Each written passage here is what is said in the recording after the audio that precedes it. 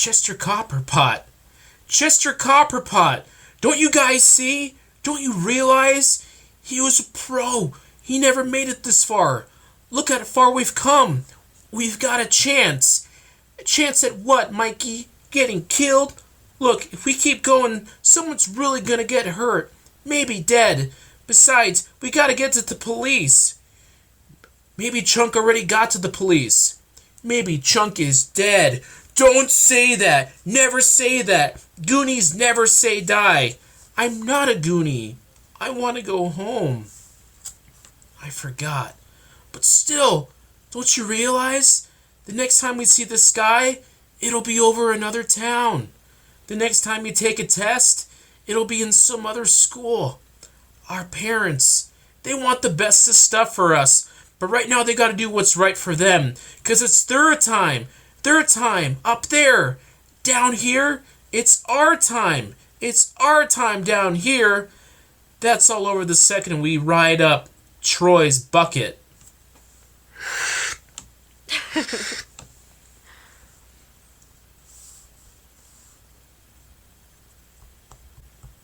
Was that it?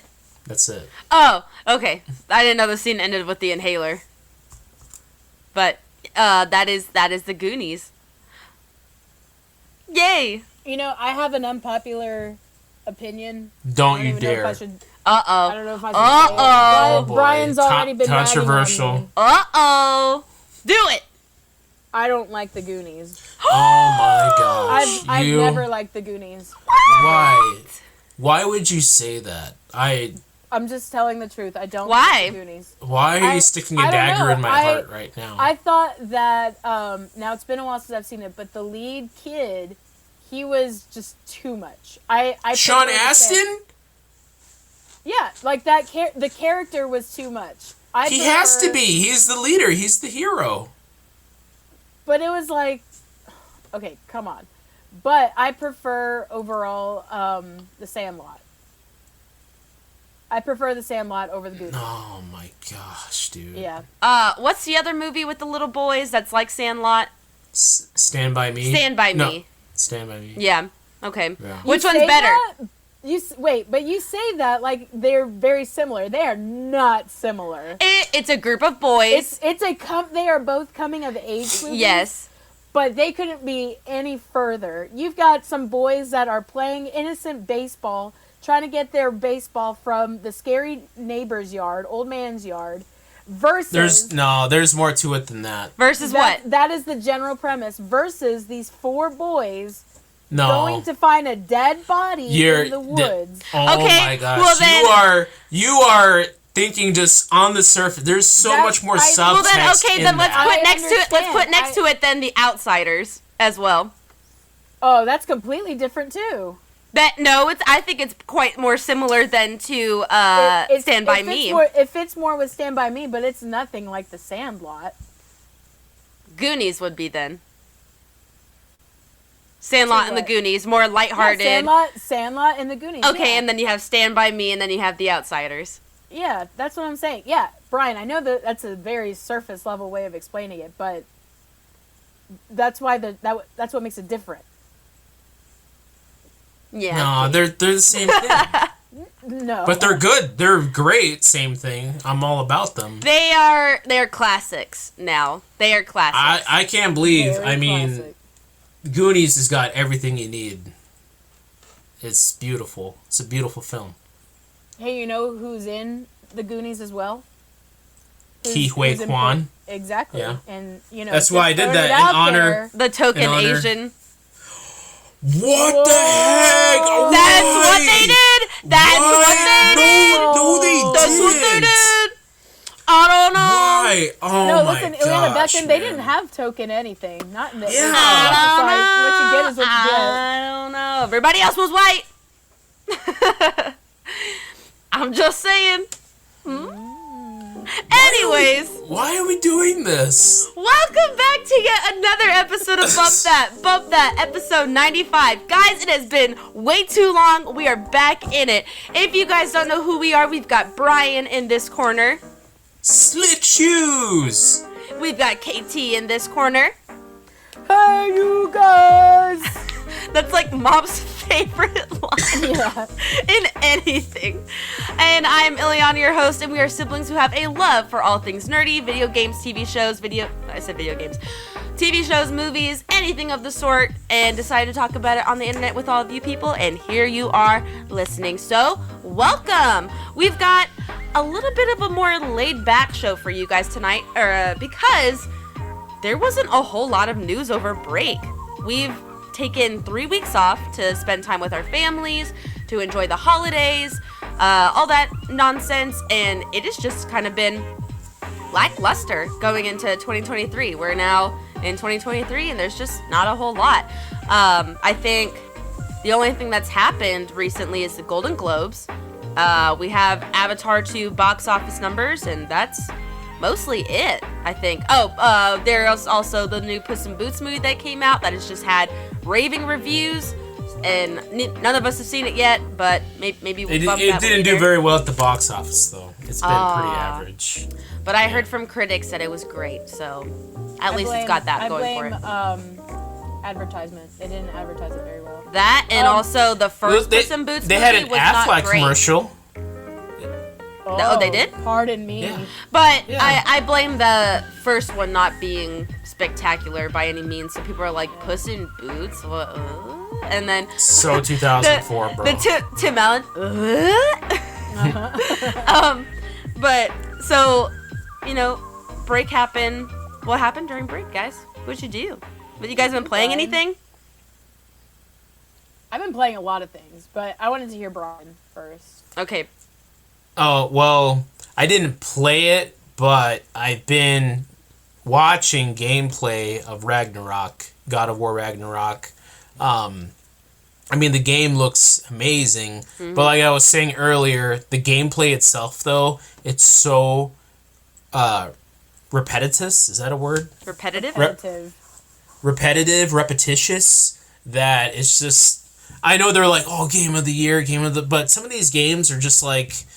just keep hitting the same guy over and over in the head, even though you know that if Kratos, this dude who's like 6'3", 6'4", just jacked 240 easily, if he comes across at full force with the giant axe at your head, you're going down. You're not getting back up. Why does it take 5 swings of an axe to kill some zombie dude? And I think maybe the other what is it called? What's the word I'm looking for? Critique. The other critique I have of the game is very similar game mechanics throughout the whole game. There's not a whole lot of switch.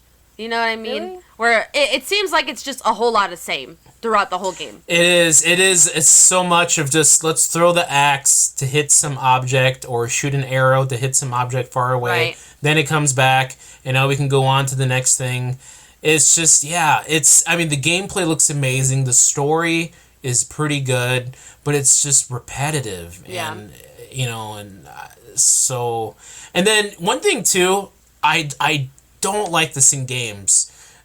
I really think they, like, writers of video games need to talk about this. The same thing. When you reach like a boss or something or some villain, and like everybody should be afraid of Kratos. He's a god killer. He's been through 5 or 6 games. Just he's killed millions, Nobody's afraid of him. Nobody's It should be, have you guys seen the terminal montage, Breath of the Wild, where Link is like crazy in that game? He's trying to speed run it, and he's insane. He's crazy. So they like look in his eyes and it's just like a scream.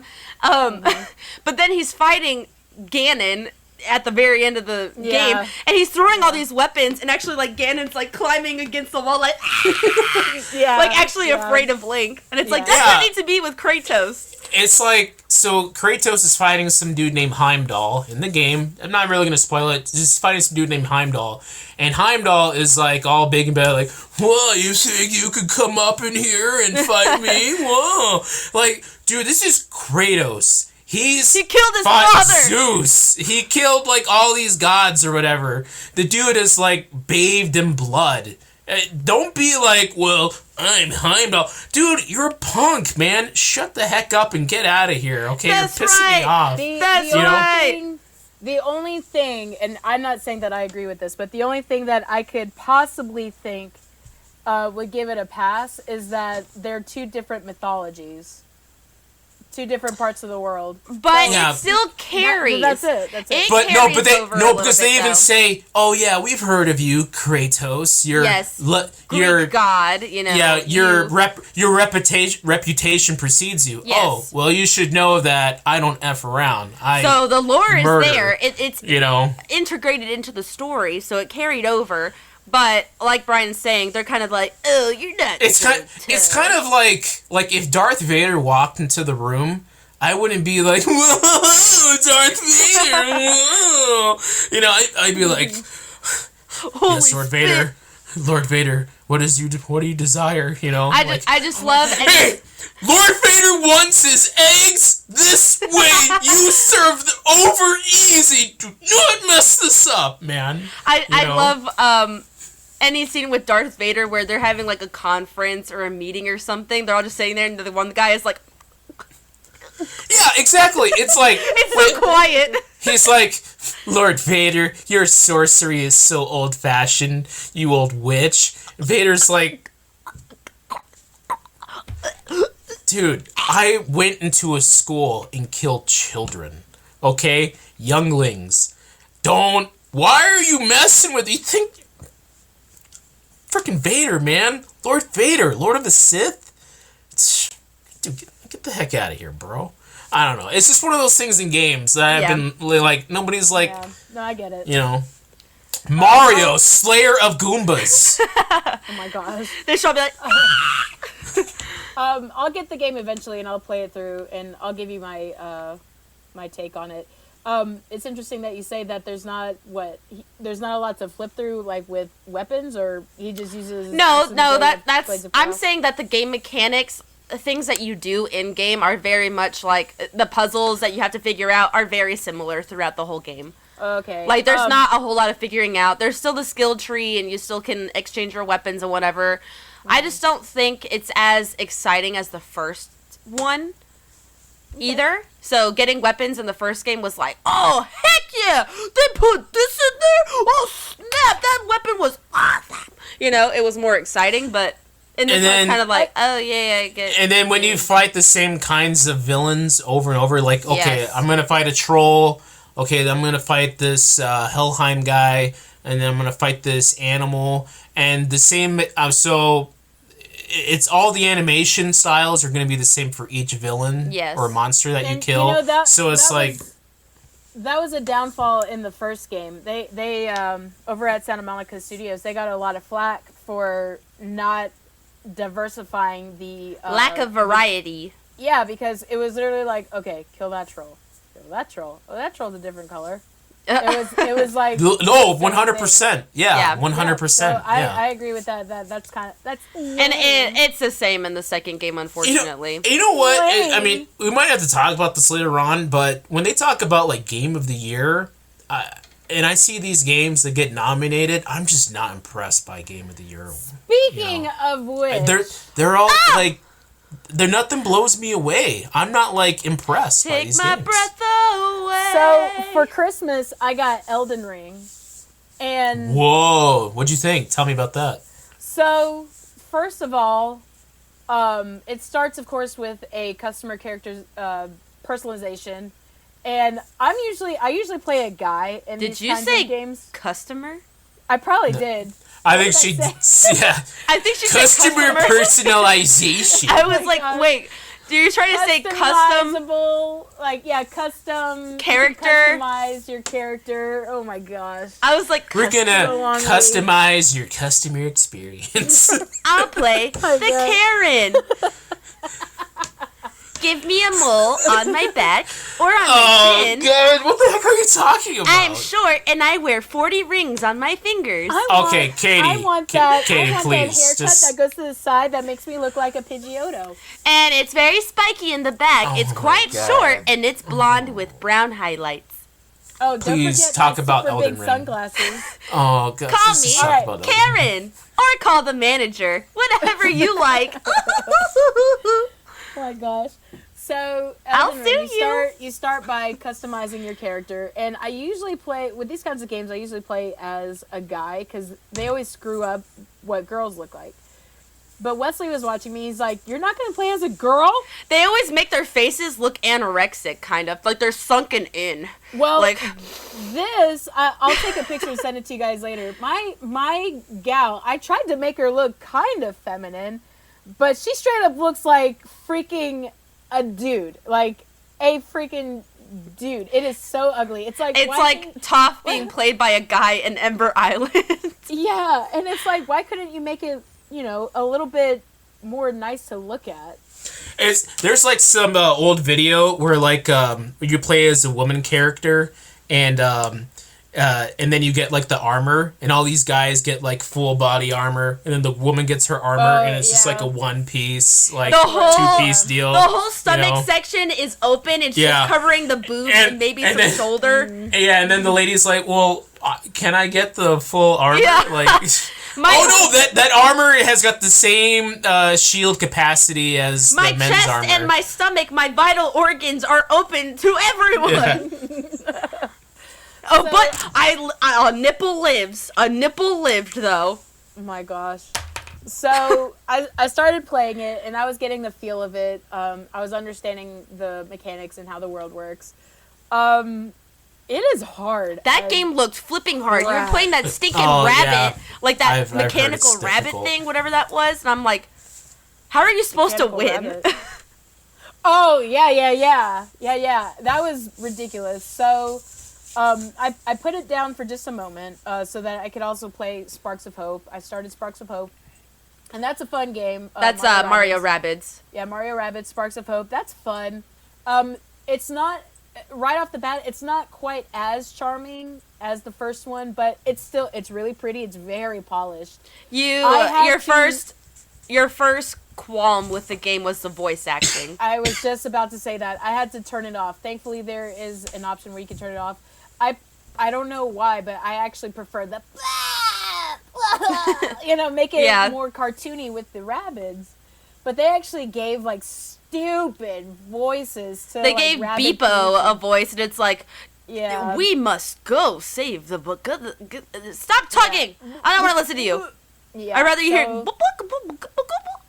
Yeah, that was I better. turned it off for that. Which is funny because conversely, we've been preaching on the fact that there's no voice acting in Pokemon, but it's a different kind of voice acting. Whoa! That whole first opening scene was so. Yeah. When they're introducing the game, that scene was so deathly silent, except for the cheering. You're like, oh no! Yeah. It was so bad. Yeah. So I've been playing that. I did finish 3 games over the break. I made time to do that. What on earth did I finish? I finished Kirby in the Forgotten Realm or World Land. Forgotten Land. Ileana watched me do that. That is a fun game. It's so cute. I want to 100% it. Maybe over the summer. I'm going to try to 100% it. That was a lot of fun. I also beat Bayonetta 3. I beat Bayonetta... Dudes. I don't want to give it away, but Bayonetta 3 actually made me, like, choke up. Oh, man. The ending of it. The story is extremely convoluted. You have to squint to see, like, to make it make sense. But the ending just makes you go, what the freak? Are you freaking kidding me right now? So I don't know if you're saying if it's really sad or if it's like, this is garbage. It's really sad. It's sad and, like, what the heck? It is both sad and how dare you touch me in my heart, you know? I know. What were you thinking? There were only 2 other games that I can think of that made me cry like that. Dang. Maybe another one. Persona 5, God of War, and maybe Mario Galaxy even, because it was just beautiful. Well, Rosalina's story was also sad. Yeah. So I cried in video games. Shut up.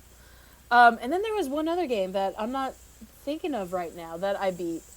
It'll come to me later, but Yeah, I don't know. I'm trying to think of the games that you were playing during break. yeah, I tried to just smash them all in. Was it Hopes? No, I'm still working on that. The thing about Fire Emblem 3 Hopes is that they are so long. It's offering different, like, what if this happened instead of what happened in the original games in Three Houses. And so, once again, you have 3 different routes to take. And I feel like this is actually longer than Three Houses. So, it's taking me a lot longer to play it. I was playing a little bit today. And so, I'm trying to get through that still. That's going to take me a while. I'm actually going to pre-order Fire Emblem Engage. That comes out, I think, next week. So, I'll do that. Golly. Yeah, so they're pumping them out right now. And we've got some I'm glad it's not 3 Engage or something. Get Engage and move on! Yeah. But I will get the DLC. I absolutely will. Because that has the Three Houses DLC. All right. Yeah. I was going to ask, Brian, did you watch any of the, oh my gosh, Not a Night to Remember, Not a Walk to Remember, Not Night of the Living Dead? Why is the name just not escape? Last of Us. Last of Us. Holy moly. That's what I'm thinking. That's coming out. Is it coming out this weekend on I've been seeing HBO? commercials for it. I saw that there are reviews out already. So Yeah, the reviews are out from the critics. I told Joanna that once the NFL's done, we might get either we're gonna get Paramount Plus so we can just watch all the Yellowstone shows, or I want to get HBO to watch Last of Us because I'm a big fan of the game, and plus I wanted to watch that new season of House of the Dragon. So you need to get Paramount Plus. I'm thinking about getting Paramount Plus only so that I can watch the new Avatar show. We're going to talk about Avatar in a minute, but wait a minute. Avatar Airbender is going to be on Paramount Plus. It's going to be exclusively on Paramount Plus. That's not It's surprising. not going to Netflix. It's not or Hulu. Going to Netflix. It is Paramount Plus. Just Paramount Plus, but that's coming on 25, right? What is the most TV show? No. The next Avatar stuff? When is that coming out? Let's look it up. But I thought it was 2024. No. I thought it was late. Listen, the next Avatar thing to come out, it's the brand new animated Avatar, which is focused on Earth. I think that's coming out later this year on Paramount Plus. But let me verify that. What about, isn't the live action Avatar supposed? That's a Netflix show. That's right? a Netflix show. There's a so difference. okay, we'll have that. Yeah. Because you know, honestly, what I've been watching, you guys can make fun of me. I've been watching this a lot, and because I never watched it before. The Teenage Mutant Ninja Turtles animated one. That's from Nickelodeon. That was from Nickelodeon. Huh. I've been watching it. I enjoy it. It's not as bad. It's not as dumb and cartoony as I thought it would be. Right. I'm not watching. Because there's another one too. There's the Rise of the Ninja Turtles, which looks god awful. Which looks so bad. But I've been watching the regular one, which came out like 10 years ago. Yeah. And I mean, it's CGI, kind of like that Alvin and the Chipmunks CGI. It's like they look like very Play-Doh-y. Yeah, I mean, but there's some parts of it. Whenever there's people, the people look bad, but the Ninja Turtles themselves look good. I've been watching a crap ton of that, and I really like it because it's almost as good as the 1991 Ninja Turtles movie, which is still the best one of them all. Period. So I've been watching a lot of that, and they do Shredder good. They do Master Splinter really well.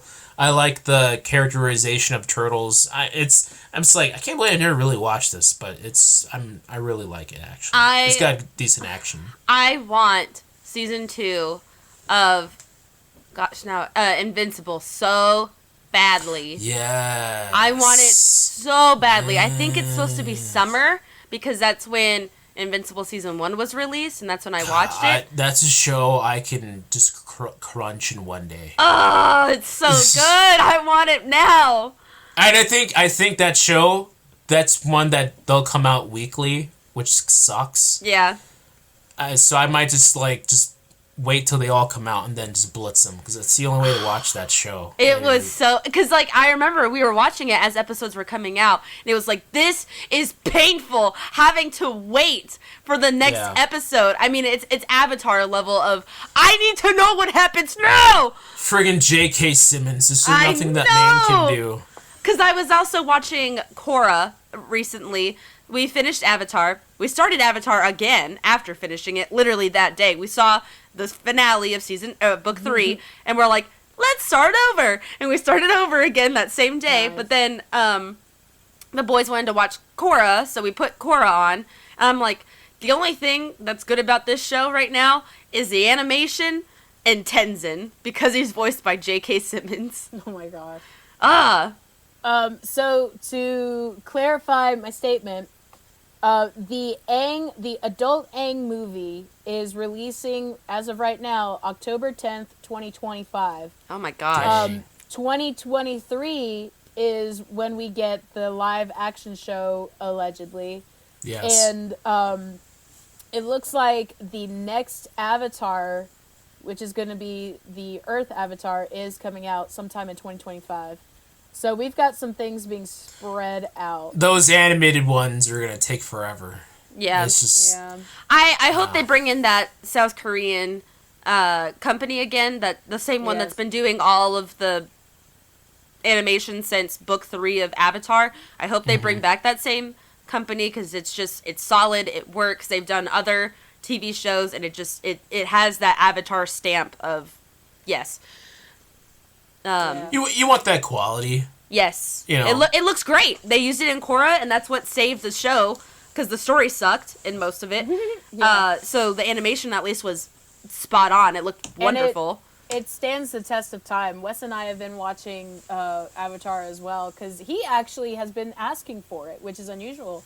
Which one? So, just regular Avatar, Last Airbender. Oh, yeah. And I said, well, if you want to, we can even skip through and go to the later episodes. And he's like, no, we're starting at the beginning. I said, okay. It's a slow burn. It's a slow burn. It is. But so good. But all of it is for a good reason. All of it. Except the Great Divide. No, every episode has a purpose. Story-wise. Yeah. Even when the fortune teller is kind of like no, I like it, but because that's where Katara first realizes Aang is a powerful bender. Even that one little she knew. She I mean, she has that. You see that camera? Yes, and she's. Around? I suppose that is powerful. So wait a minute. He's been airbending for like weeks now, and you've never been like, yo, wow, he's a good airbender. Like, he literally just fought a volcano. You can't really get... I think that was Roku who took over in that moment. He was like, I'm going to win this time. He's the Avatar? He's got, like, powers of, like, generations in him. Well, she's young. She wasn't thinking about that. Yeah, no, Roku totally took over Aang's body in that moment, was like, take that, volcano, I win this time.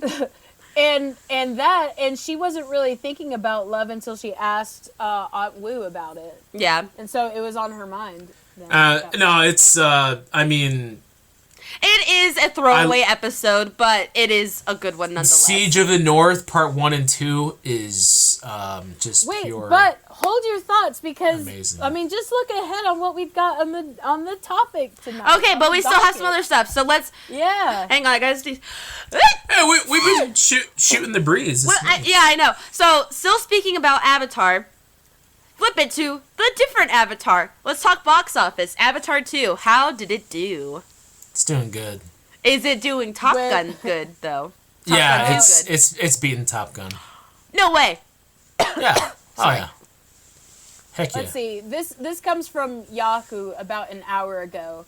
On Wednesday, which is today, Disney 20th Century's Avatar: The Way of Water will pass 1.75 billion and billions. $1 billion. Billion. McAfee thing. Dollars billion. billion at the global box office, putting it approximately 150 million away from passing what currently stands as the highest grossing film of the pandemic era, Sony Marvel's Spider-Man No Way Home.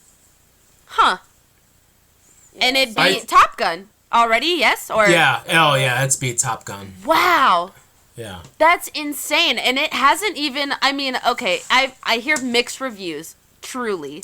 Mixed reviews where people are saying, There's just nothing else to go see. boring movie, There's just nothing way else to too go see. long, or that movie made me sob in the theater. I am hearing such Yes. mixed reviews. So I'll give you two examples. Sarah, my best friend, said that she walked out of the theater after 2 hours. She said, I could not take it anymore. Really?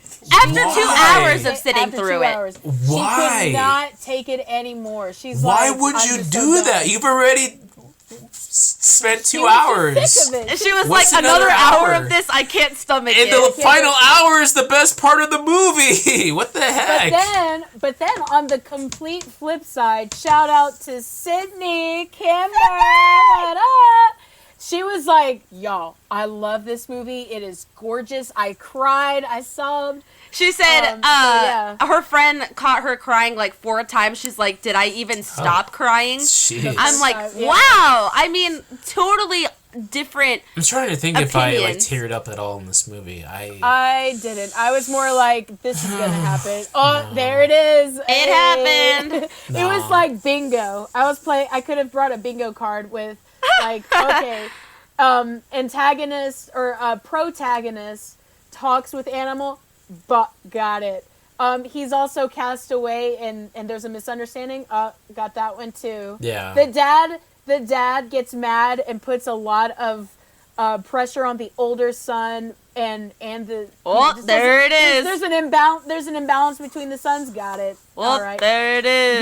The Oh, daughter. there it The is. daughter feels lost. Like there's something missing in her past. She just doesn't belong, and there's a missing piece.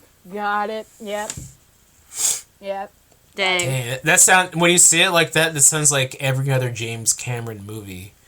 You know, I'm like, Yeah, what? Okay. Here, wait, one more. This is the free spot Free about space. sinks, and they have to Yeah. escape the sinking boat. right, yeah. Let me get that one. So, I still have not seen the movie. I think I'll just wait until it comes out on some streaming platform to see it. I'm honestly not caring about spoilers. The movie's been out for a while now, so I feel like we can go into territory. I think it's gonna hit 2 mil. What I'm pretty sure it will. movie is it similar to that you have already seen? The first one. Everything else that you've seen ever. But Aliens, Titanic, True Lies, you know, Free Willy. E.T. Oh, okay. E.T. Good point. Yeah, yeah. It's not a super original movie. Fern Gully, Dances with Wolves, all that. Okay. Like everybody said, but I mean, it's just really well made. It's an incredibly well made movie, and there's not a lot of really well made movies out currently, unless you're just watching a streaming movie. So. Do you think the CGI was just like out of this world? Yeah. Yeah, 100%. It was really, really well done. And Okay. show me one person that says, "Man, this CGI sucks." Mm-hmm. There's nobody that says that, or like, "Man, this movie looks fake as poop." No, everybody's like, "This movie looks great." Yeah. Did you hear this? And this is an honest to God truth. I've seen this article. It's a real article. It's not like a joking one. Where some people were saying to boycott the movie because it was not racially appropriate or something. Like it was my racist. gosh. And I'm like, wait a sec, hold that thought. Oh my god. So you're telling me that James Cameron is being racist towards, casting white people. Oh, Wait, I did hear that. Yeah. You're telling me yeah. that he is being racist for casting white people to play a fictional race of people that are blue aliens.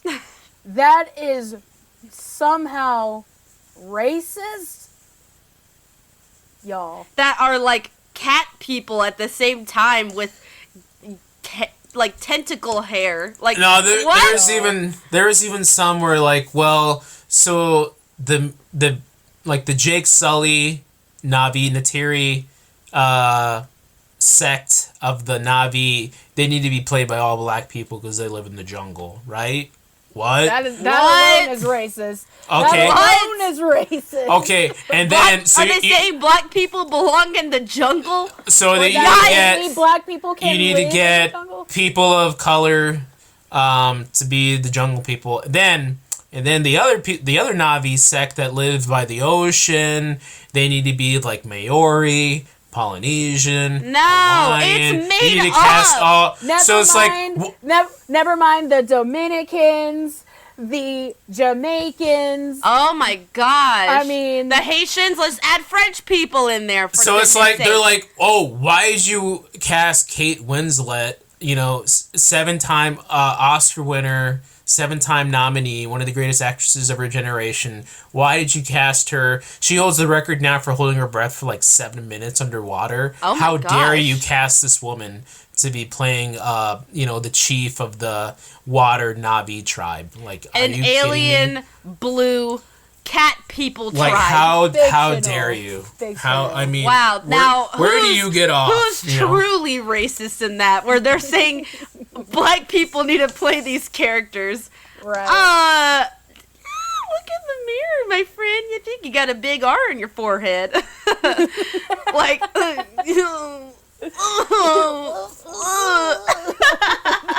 yikes. That's not good.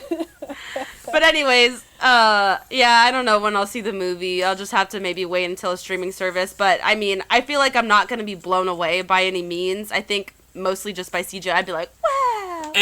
Honestly, when I saw it in theaters, I think I said this before.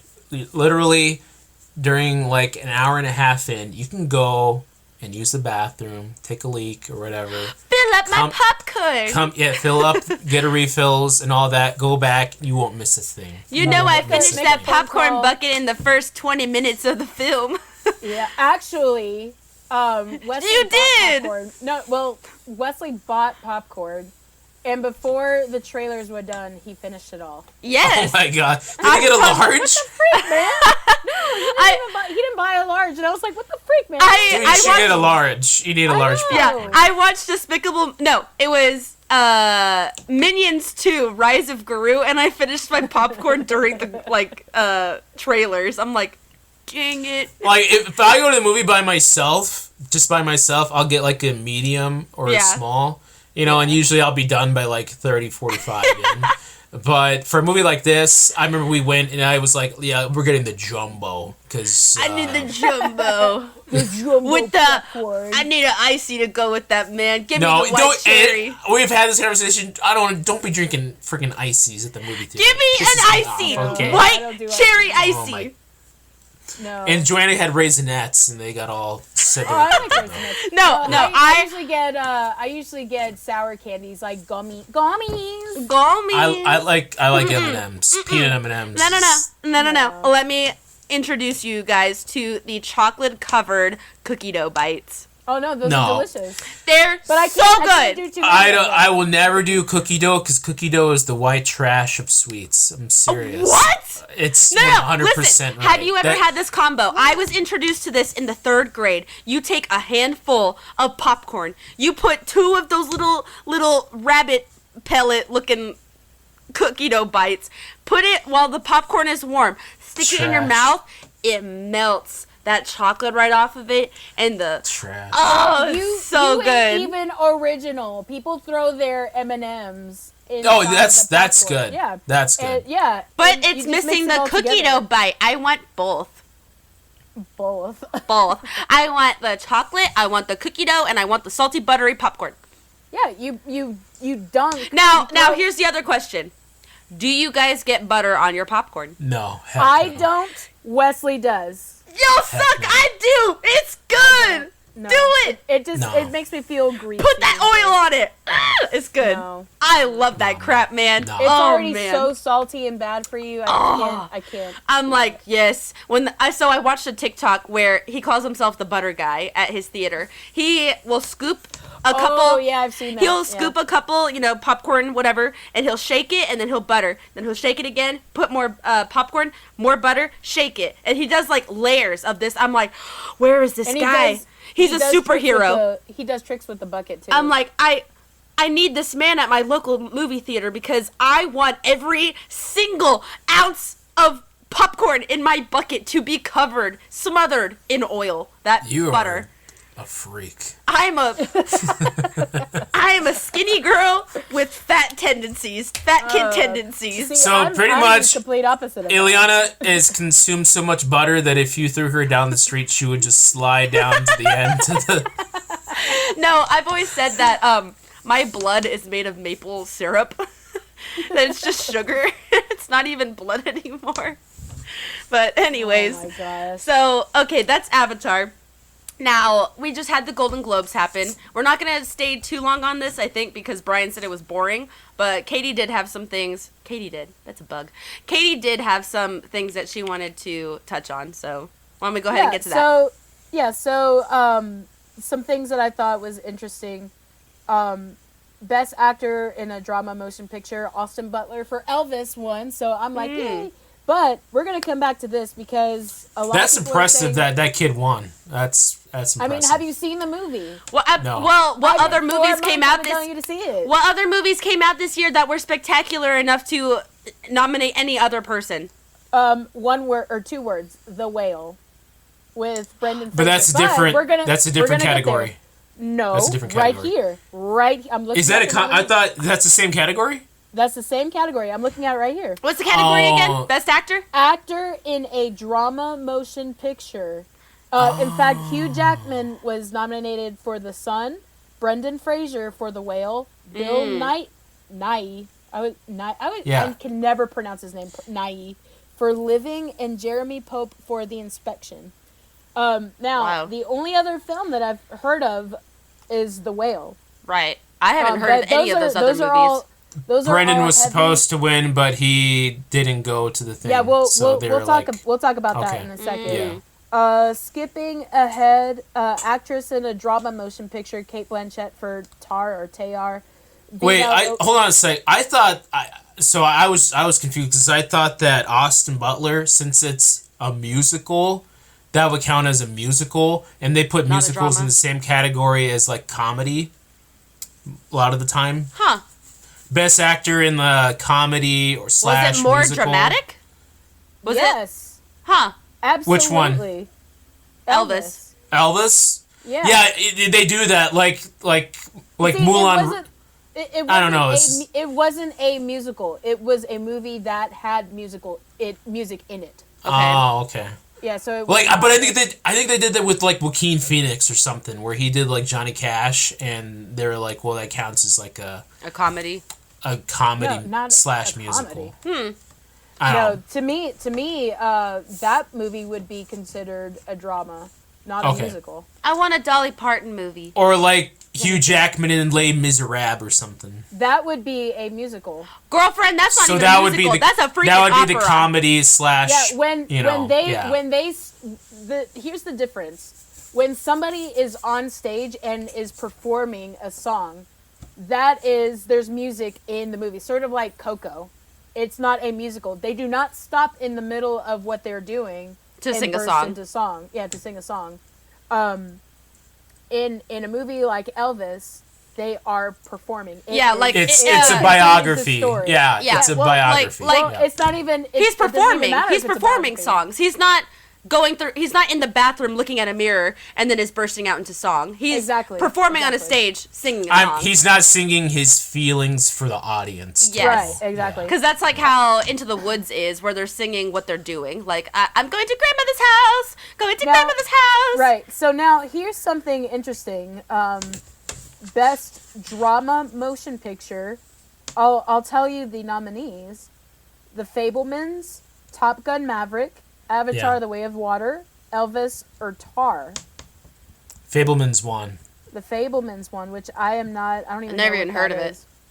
Man, it's my dad, Steven Spielberg. It's his life story. Never heard of it. You never heard of Steven Spielberg? I have. One of the... Okay. I've heard Don't of him. ever talk bad about Dad that way. Dad. Okay. He's more like great grandpa, okay? No, he's Grandpappy. not, man. Homeboy is old, okay? He's grandpappy. I'm going to reach through this Brian, microphone. we don't have any Oh my grandfathers gosh. alive. We need a grandfather. Harrison Ford is our father. Steven Spielberg is our dad. Or Actually, our I think granddad. Harry Ford is older than Steve Spielberg. No way. Lordy Lou. Yes, 100%. That is All right, so really gross quick, to moving think right about. along. By like 5 years or something. Moving right along. Actress in a musical or comedy motion picture, Michelle Yeoh or Yao. Yeah, it's Yeoh. Yeah. One for yeah. Everything, Everywhere, All at Once. Much deserved. Much deserved. Yeah, so good for her. Moving right along. Blah, blah, blah, blah, blah, blah, blah, blah, blah, blah.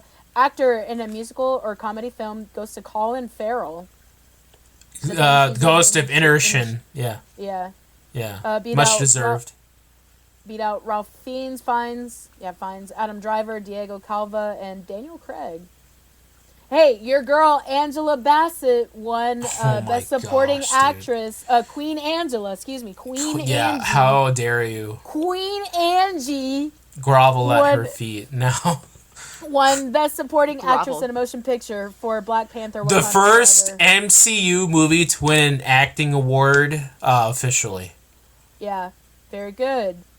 Best Supporting Actor in a Motion Picture. See, this one is interesting. Supporting Actor in a Motion Picture. It's not genrefied.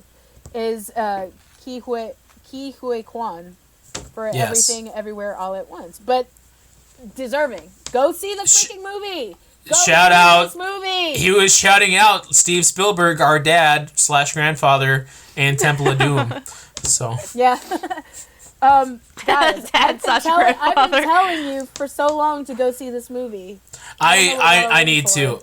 You know what? There's a movie I saw over the break that nobody's talking about, and it's an amazing film, The Northman. Glass Have you guys? Onion. The Bullet not Train. I saw Bullet Train. Bullet Train was okay. It was Northman. very You out guys need to see Northman. It's currently streaming on Prime. It's incredible. It's really good. It's gonna be a top 5 for me.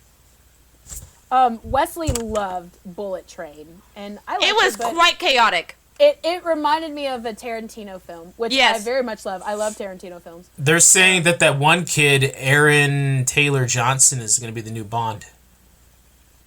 Which Aaron good. Taylor Johnson. He's the white kid with the longish hair. I think he had like a goatee and a pierced Ew, earring. really? Who is that? Yeah. Ileana, remember? Okay, Bullet Train. Think about Bullet Train. The two guys that were brothers. Yeah, Tangerine The white and Lemon. Yeah, the white. And guy. then he was also in Avengers, Ultron. He was the fast guy, you know? He was He was the really sorry, this is in Bullet Train. He was the very he had a lot of language. well, that British. whole movie had a lot of language. Yeah. Yeah, right now everybody's saying he's the front runner for the new Bond. Really? Yes. So here's one that's going to make your head spin. Maybe not. Animated feature film Pinocchio. Which one? Just kidding. It's the Guillermo del Toro one. Thank God. But it did beat my boy Marcel the shell with shoes on. Aw, Marcel. It also beat. But here's the thing. It also beat Turning Red. Yeah, because Turning Red is... I love Turning Red.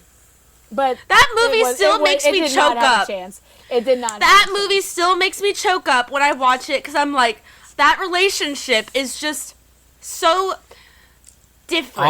All I think about now when I think of that movie is just the part where like, I want to shake my booty the way I want to, and you can't stop. That's all I think about now. gyrating, Mom.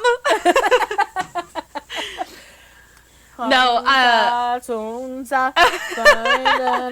yeah. Sing louder. And then I just love the animation of all the characters. They're so funny. When she has the box of cats in front of her, she's like, Yes, so yes. cute. Yes. The eyes, the way they animate the eyes, the mouth, they completely change. Yes. All right, really quick. Director, your boy Steven Spielberg, Grandpa Steve. Grandpa Berg. Grandpa Steve. Zendaya won actress in a drama TV series for Euphoria. That's still a show I've been wanting to watch. Beat out Hilary Swank. That show's got a lot of nudes. Did Euphoria? I don't watch that. It's HBO and it's got Tom. What was that movie? And it's about teenage love in high school. And what was that movie that her and Timothée Chalamet were in this year? Earlier this year. Yeah. Would that be nominated for anything? No, that was last year's Oscars. Oh, okay. Yeah. I think I'm mixed up. The years are starting to blend. And I'm going to skim over this because Brian just hates me for even liking this show. Pardon me. No, Pardon me for even I'm liking not this show. hating you. But It's just Abbott Elementary. don't make it sound like it's like the greatest comedy. Elementary. It's I not. can't even say that. Abbott Elementary won. Good for you, Abbott Elementary. You guys deserve your win, but you beat nobody else. That's it. That's all it is. That's kind of true, but ouch. It beat Wednesday, which it was popular. That beat Wednesday? I'm surprised. Truly, I'm surprised. What have I been saying? It's a good show. I don't know anybody that watches it, though. I'm sorry. But here's the thing. Wednesday came out like a month ago.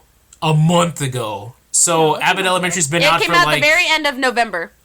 Yeah, so it's like nobody's had enough time to be like, oh yeah, when did they vote for this? Like 2 months ago? It's man, even the freaking kids at my school. Okay, not freaking kids. Even the kids freaking know who Jenna Ortega is, and they're like, "That's Wednesday. I need to change my character in this game to look like Wednesday, Jenna Ortega." So I'm like, gosh, even they know. I'm like, you're not even old enough to watch this show. My gosh. Yeah. But I don't hear anybody talking about Abbott Elementary. It also won Best Musical or Comedy TV Series. Kevin Costner won for Yellowstone for actor. That's a really good show. Don't really care about any of these. Yeah, the rest of these I don't really... Oh, no, another one. Tyler James Williams won supporting actor in a TV series for, guess what? Abbott Elementary. He has grown up, for real. Yes, I remember he did a guest star series on Walking Dead, and his death is like one of the all-time best. He's such a good actor. He was so good when he was, little kid, when he was Chris. Yeah. Oh he was just so misunderstood. Dude's face just gets destroyed, bro. Man. Yeah. Does he someone shoots him in the face or something, or they eat him? No, a zombie, he's like, oh my his face gosh! Just opens up. Oh, it's so funny. It cracks me up thinking about it. So that was the highlights of the Golden Globes. Okay. See, nobody cares. It was just a lackluster year, I think. There was not any competition, really. There's nothing. No. I didn't know half of the movies that were nominated for anything. When Top Gun Maverick is the best movie of the year, there's not a lot of good stuff out there, man. And a Disney film didn't even win anything. A Disney film didn't win anything. Everything, everywhere, all at once. I'm going to see it. I'm going to see it. That's what I'm saying. I will see it. Before the Oscars, that's when I come out with my full list, completed list of the best movies. But I mean, as of right... What's that? Bump That will be there. Bump That will be there. It's what I do every year. Forget about it. I know. So I'm looking forward to that list, and you had better see it. Well, this is the chunk. Speaking of lists, we have an Avatar re-ranking, okay? I think we've done something similar to this, maybe not in the same format, but like across a few episodes, we have talked about this before. So, it has been 2 years, probably, since we've done this, since we started the show, and talked about Avatar to this extent. Probably. Wait. We have to clarify. I was reading this thing. Are we talking about Avatar, the Airbender show? Yes. Yes. Oh my! It doesn't say that. It just says re-ranking Avatar, and I was like, "There's only 2 movies of Avatar. How the heck can we rank them?" That is a user error. That's a You user should error. always know that It doesn't say. All it says is re-ranking Avatar. We gotta make it. Look at the options here. Best story, best action, funniest, most dramatic, saddest I know moment, there are 2 best movies. Like, which action scene did you like the most? I don't know. The one with the whale. No, actually, if I had to pick, I would pick in the first movie when that one Hispanic chick is in the plane or the helicopter, and then she goes. Yeah. Michelle Rodriguez. Yeah, that scene's pretty awesome. And But no. Wait, she has that one word line. Oops. Yeah, no, the best arc. Let me think. Yeah. Most dramatic. When the tree burned down. Yeah. That was pretty sad. When the horse is on fire. I don't know. No horse. The most dramatic scene in both movies. I'm like, wait a second. Did they steal that scene from Lord of the Rings? Wasn't there a horse on fire in that movie too? No. I don't know. No. Hmm. They shot a few with arrows and they went fling-flonging. Anyways, saddest moment. Yeah. Wait. One thing though, this is why we got to clarify, because apparently I've been reading a lot of stuff about this. So they've been saying that that Avatar, the Airbender show, came out first before the Blue People show, but they had to change it to Last Airbender, right? Okay, and then they were like, well, Avatar 2, The Way of Water, sounds a lot like, the Airbender show stuff, because they're always dealing with water. So apparently, when they do Avatar 3, one of the subject that matters of that film is that it's going to be about other Na'vi in Pandora that are like volcano Na'vi. Earthbenders! No, Firebenders! Firebenders. And so they're going to be like Avatar 3, the Firebending Masters. And they're like, what the heck? We can't have anything to ourselves, man. They're dragons on the volcano. Oh my gosh. I just wanted to bring that. That's why I'm saying we got to clarify. Because if that's the true title of Avatar, the James Cameron Avatar, you don't know. No. The best... Chances are, if ever I'm talking about... If I use the word Avatar, I am not talking about blue people. Okay? That was always that you had to specify. Is it Avatar Last Airbender, or is it Avatar Blue People? Like... That statement is so, 2008. Yeah. Yeah, that's a 2008 statement. You're so but 2000... Or I'm so 3008. Okay, You're Avatar, so first one came out in 2009. Thank you. What? All right, so re-ranking Avatar, the Last Airbender, and the Korra stories. Yes, because how many stories can I choose from the 2 movies that exist? All right, so best story. Who's going first? Best story. Let's see. Best. Let me have to think. get my. Let's see. And I think by best story, what I mean is best episode period, like the singular best episode. Yeah, okay, so there's a consecutive story going on across maybe a couple episodes. Definitely. No. Literally just one episode. I'm gonna go top 3 really quick. Sokka alone. Sokka alone. I mean, Zuko alone. I'd like to see that one. Yeah. He'd have nobody to talk to. He just talked to himself. Yeah, he talks to Momo. Yeah. No, Zuko alone. Zuko alone for sure. The Crossroads of Destiny, and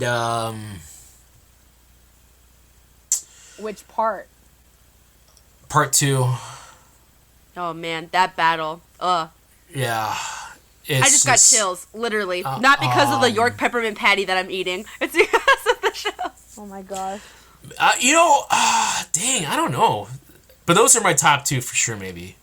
Maybe The Storm. Or, no, I take it back. Okay. I'm gonna go top three: Zuko Alone, Crossroads of Destiny Part 2, and the one with the arrow guys, the Blue Spirit. Bam, that's it right there. Oh, I love that episode. My request just became an order. That's top three right there. You know when Go ahead. that guy was like cursing him out in his brain while he was bowing.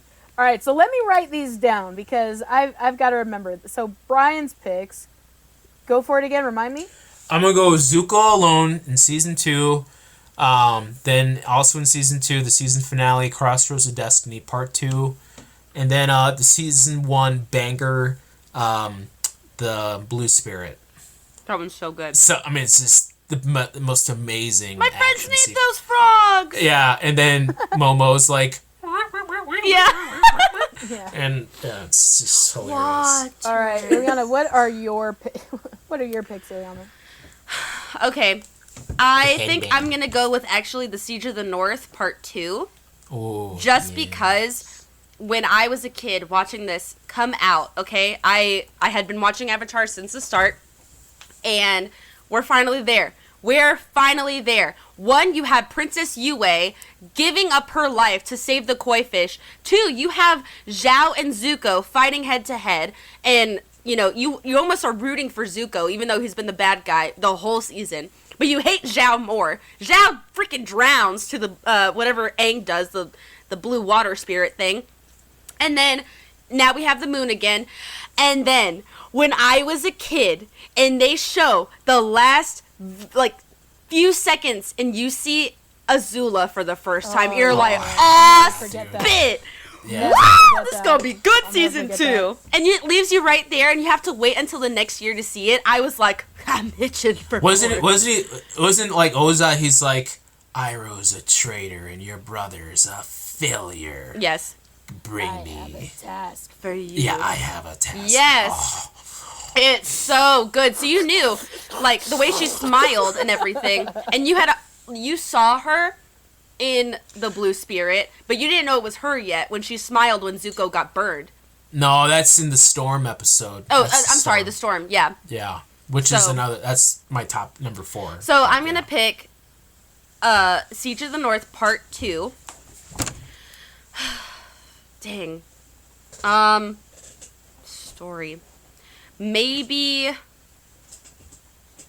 Dang, that's so hard because they're all such good episodes. Nightmares and daydreams. No, that episode is so strange. I was actually thinking about when they get Appa back. But I can't remember the name of that Lake episode. Lao guy? Is that Lake Lao guy? You know what? Yes, I'm actually going to choose the episode where, and I don't remember the name of this, and I hate that I don't know Or it. it's the Avatar. It's the Earth King. It's either that. It's When- Lake Lao guy or the Earth King. I think it's Lake Lao guy. Okay, so I'm going to go with that episode. Because they Jet! had Appa No. they had Appa with him when they go to the Earth King. Yeah, it's Lake Lao guy. Okay, What, I'm going did to you go with say that on a episode. Jet? Did you say Jet? Because Jet died. No, I said Jet. I said because I like, was like, Jet. wait, Jet! No. Not that episode. What? It's a good episode, but not clearly at the very top. What did you say? Have you guys seen Jet? I made him some berries. I made him a hat. Oh yeah. I made him some berries. I knew it was something like that. Yeah. What I love later is that you see Aang actually wearing that hat. Did you have a second or third episode, Ileana? I'm going to go with the Cave of Two Lovers. Okay. Oh, that is a good episode. Yeah, I really do like that episode. I love the music in that episode. It's so good. Bum, baka, bum, baka, All right, bum, so- baka, bum, baka. Do you have one more? You don't have Those to. are did my 3. She did 3. I have 2 of them. Siege of the North and Cave of Two Lovers. You did pick Jet, didn't you? I did not No, pick she Jet. picked I Lake picked Lao Lake Lao guy. guy. Lake Lao guy, I'm sorry. I didn't know that we had clarified that. Lao guy. Get it together. All right. For me, and we're gonna pick. These are our nominees, by the way. We're doing this Golden Globe style. Okay. So I think one of my picks is gonna be Winter Solstice Part 2. That's a good episode. Yeah, Solstice. It's okay. It's kind of an exposition episode. No, are you kidding me? It has got so much action, and there is a lot of danger in it. There's a lot of danger. There is this feeling of how on earth are we going to get out of this now? In fact, Sokka asks that question. How are we going to get out of this? It is. I'll give you. It's a very underrated episode. I will give you that. Yeah. Yeah, very underrated. So, there's a lot of action. It sets up the entire rest of the series. Yeah, exposition. That's what I'm saying. It's an exposition episode. So it sets it up. So it's really important. And it's very, very actiony. So I like that one. Let's see. And then... Oh man, they're so good. Season 2 is my favorite. Yeah, season 2 is just... It's my favorite. And I mean, I almost thought of like Bitter Work. I love Bitter Work. That's I a good love one. the Blind Bandit is another just City of Walls and Secrets. Oh, Nah. I think I'm gonna go I with love that one. Appa's Lost Days. Really. I can't. yes. I can't. Talk That about one's that's a left field one. I feel like. The desert is so That's a good one. good. And I'm going to go The library is good too. Yeah. Yeah. for Wang my Shi final Tong. pick for best episode. Should I go? I think I'm gonna go with a safe pick. And either go for either the Boiling Rock Part 2 Yeah. Oh my or gosh. Sozin's Comet Part 4. Oh, that one is just. That's the series finale episode. Yeah. Yeah, I'm It's gonna- every I'm gonna season do finale it. has made the list so far because they're so good. Dude, Sozin's but I mean, Comet. I just like mine because it's just so Empire Strikes Back, and I just So, love that about it. Of your you know? 3, pick your top one. So Brian's was Zuko Alone, Crossroads of Destiny Part 2, and Blue Spirit. So of that, pick one. I'm a Zuko Alone. Zuko Alone. Ileana, you had Siege of the North Part 2, Cave of Two Lovers, and Lake Lao Guy. Siege of the North Part 2. And I had Winter Solstice Part 2, Appa's Lost Days, and So's Comet. I'm gonna go with Appa's Lost Days. Oh man. That's you. So man. your I'm 3 like, choices. This is yuck. for all the marbles. Zuko Alone, Siege of the North Part 2, or Appa's Lost Days. The golden bump goes to... What do you guys think? I'd probably give it to. I'd rather Siege of give the it to North Siege. Part 2. Siege of the North Part Yes. 2. The golden bump goes to Siege of the North Part 2. Nice. for I mean, best I love overall Zuko. episode. But that episode is just so good. But I can't. There's no way I could vote for Appa's Lost Days as The best episode. But Because it's dang not. it was so good. That one no way. episode won numerous awards. So Yeah. It was beautiful. Yeah, from PETA. no from a bunch of other things, from a bunch of other places. Such a good episode, but I can't Nah. say it's the best. It No. hurts. It hurts me so bad. All right, It's way in the bottom half for me. so the best action sequence. You could just give the episode title. Which had the best action sequence in it? Best? Dang. There's And I'm going to make it a little bit easier. I'm going to not include the fight between Aang and the Fire Lord because that's too obvious. So Man, there's a I feel like a really underrated one. The animation style that they do is for the what's the episode called? It's in season 1. It's with Zuko and Aang, with the in this the smelly stuff and yeah, that was Bato, they're the on Water Tribe. That's where the Water Tribe. Bato. Okay, great. So they're on their well. They're on the well and they're doing the fight on the well. I mean, I was like, friggin' A, dude. That's such a good fight, dude. And then I mean, I'm just spitballing. Okay, are we picking 3 again? Oh yeah, why not? Okay, sure. And then there's another classic one was Return to Amashu. With Zuko and just all 3 of them on the wood, the scaffolding or whatever. You mean Azula? Azula with May, Ty Lee, Sokka, and they're Katara, all and that fight is top notch, dude. And then, okay, get your 3rd in there. Oh man, if I had to do a 3rd one, it has to be a Combustion Man episode. Oh man, yeah. Because did some. What was the best Combustion Man fight? It's actually a really underrated one. It's the one on the beach. It's in the episode The Beach when they're just chilling. Yeah. Having a good time. I mean, that episode was, and it was like it's so fast. That's the thing. It's done like it's so quick. Aang? No, when they're just hanging out, chilling, it's quiet. And Combustion Man sneaks up on them. Oh yes. It's very quiet. It's dark. There was no music in that sequence. Yeah. It was all just.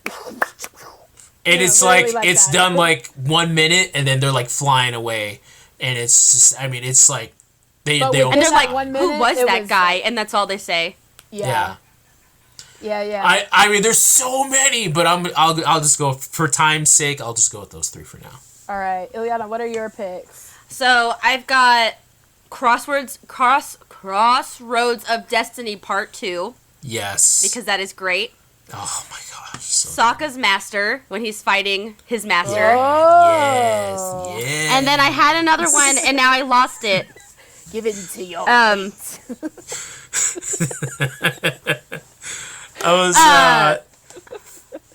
I mean, somebody's got to do the Blue Spirit fight when they escape. Just wait. Man. Blue Spirit escape is just, I'm going to choose...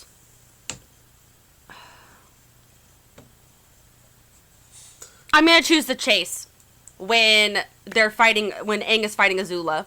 And then all At of the them. very end? Yeah, and then all of them come in. That's a good one. That is a good one. Katie's gonna pick when they're the Great Divide when they're fighting those Bam, bam, bing, bam, bam, those Wait, cockroaches.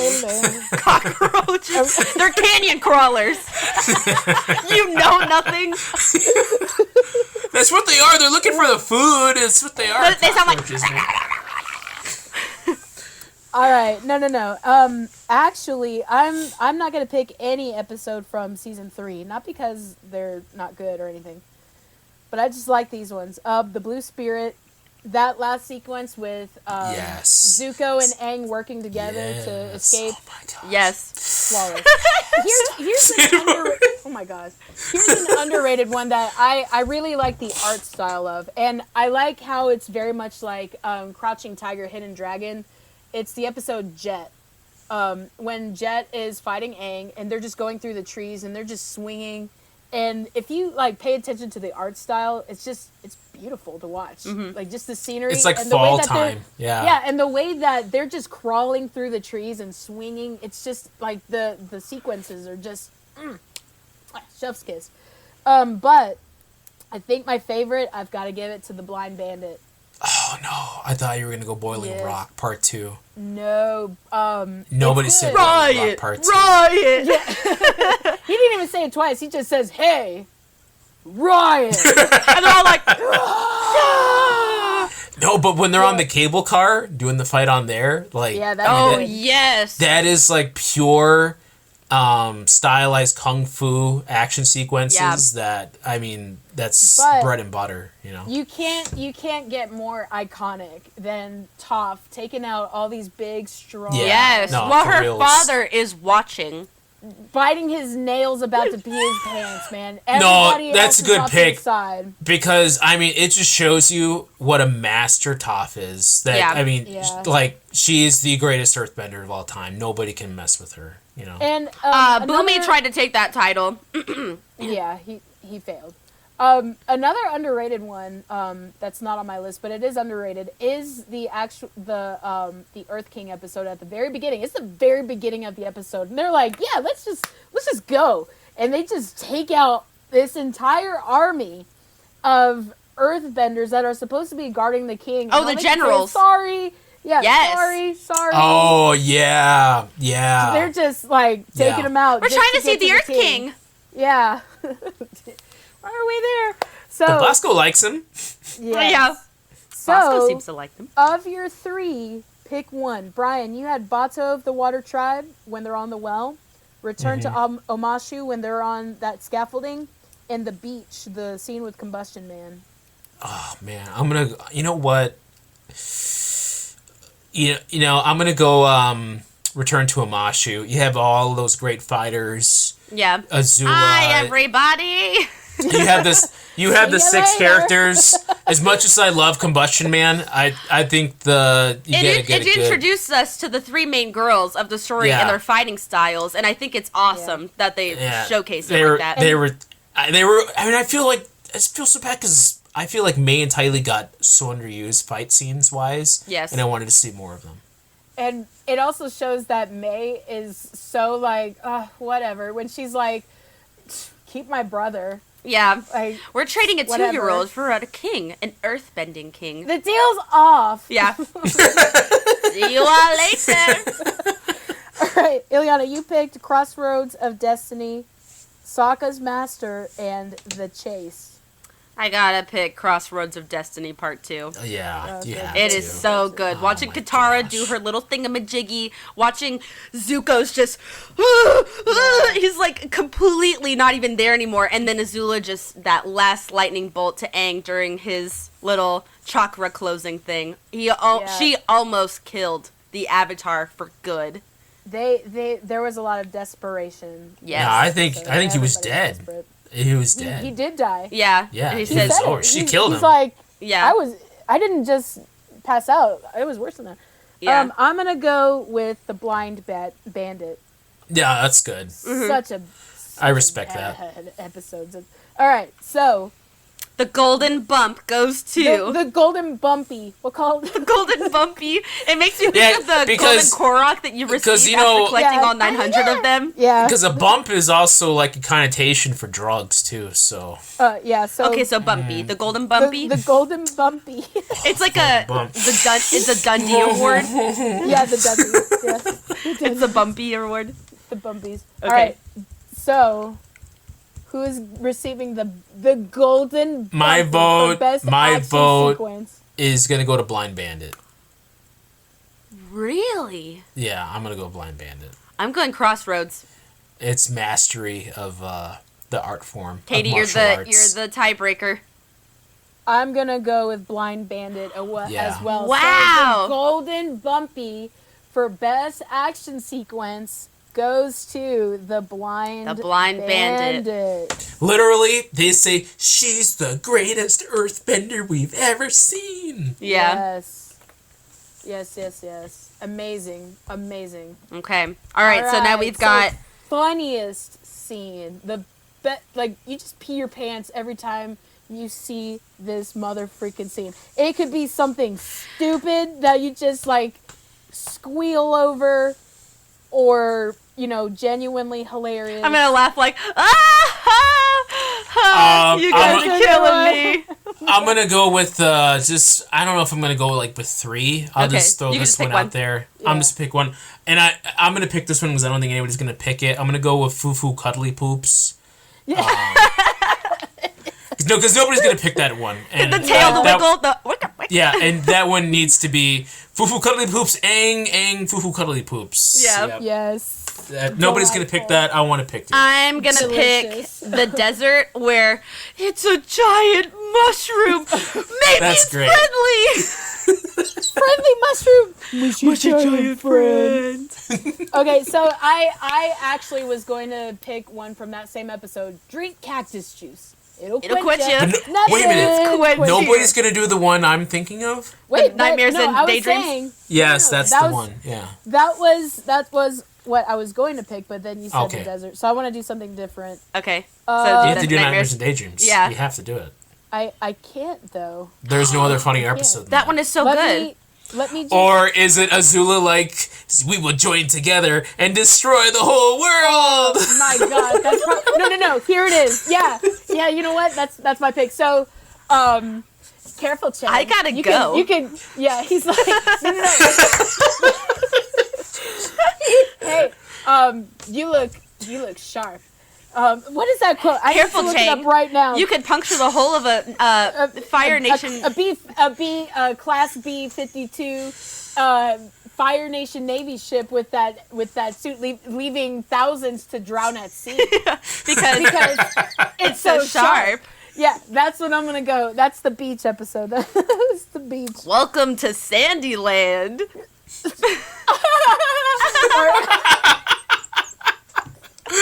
Oh my god!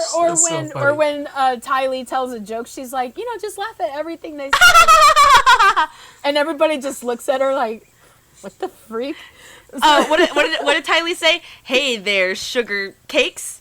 How you liking this party? Oh, I thought you were gonna say something. Yeah.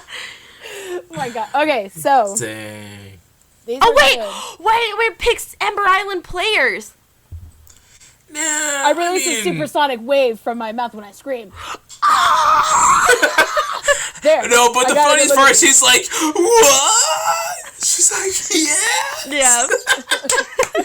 Yeah. Oh, man. No one's gonna pick that one? I can't. There's only three of us here. Okay, it's fine. It's fine. Azula was just so... Okay, so then we gotta pick the golden bumpy now. The golden bumpy. We have Foo Foo Cuddly Poops. Giant mushroom. Or Azula. We're just gonna put Azula in the beach. Azula on the beach. Who you guys going for? Of those three. I might go giant mushroom still. Because Azula's is funny, but I don't laugh at it as much as I do giant mushroom. Frick. I'll probably go with giant mushroom as well. Make it unanimous. Okay, giant mushroom. So it's just so funny. Him and Momo are like out of it, man. Aang is over here. Aang is over here suffering. Everyone's like, oh wait, what is what was it? Katara's getting water for Toph, and then Momo jumps through it. No! You killed us all! No, he right. Hasn't. Bending. The way he screamed in agony. No! Okay, next is most dramatic. That scene right there. But, so, I was looking at, like, most dramatic, but not the saddest moment, though. Correct. Just because something is dramatic doesn't have to mean that it is the saddest moment. I'm gonna go first, and I'm gonna pick the scene, and this is like good dramatic, where Iroh and Zuko make up. Ooh, in Sozin's Comet Part 3? 4? Okay. 4. 2. That's Part 2. Is it? It's the Old Masters. Masters, yeah. Okay. Yeah, that's 2. Part 2. Okay. I'm gonna pick that scene. As far as dramatic, I guess when I think of dramatic, I think of like an obstacle, something that the character has to face, and it's so. I think when I think of that, I think of Aang having to sacrifice the one thing he cares about the most, which is Katara, and so when he has to. Either it'd probably be when he's faced with he has to give up Katara in order to open up his chakra. So in Crosswords of Destiny Part 2? I don't know if it's that or it'd be the episode of the Guru when he's like, where he's like, if you don't do this, you won't be able to get into the Avatar state. You know? Well, they're both different. So in one, he's angry that he has to make that decision and doesn't want to do it. And then the other one, he's conflicted, but he knows that he has to do it, so he does it. Yeah. I think I'm gonna go the Guru one part then, because Okay. that whole thing is very dramatic. He's getting really deep into himself, so I'll go with that one then. That's the Okay. one I'll go with. The one that I'm gonna go with, rewatching it, I was like, holy frick. Oh my gosh. And this is actually from season 1. Maybe I just feel too connected with it. It's in Bato of the Water Tribe when Sokka is sitting by the fire and he's thinking about when the day his dad left and how he wanted to go with him, and he's like, you don't understand. I don't understand. Someday you will. You have to watch your sister. And he just cries. Yeah. And he's just reflecting. And it's just, you've been with this guy who's been the comedic relief. You know, he tries really hard, but he fails a lot. And he's just reflecting. Man, And there's some... you just feel, for the first time, you really get this deep He's a three-dimensional into- person. Yes. Yeah, you 100%. get this really deep dive into Sokka. Another and one who that's he like really that is. for Sokka is when he's talking to Toph about like trying to make up with Katara.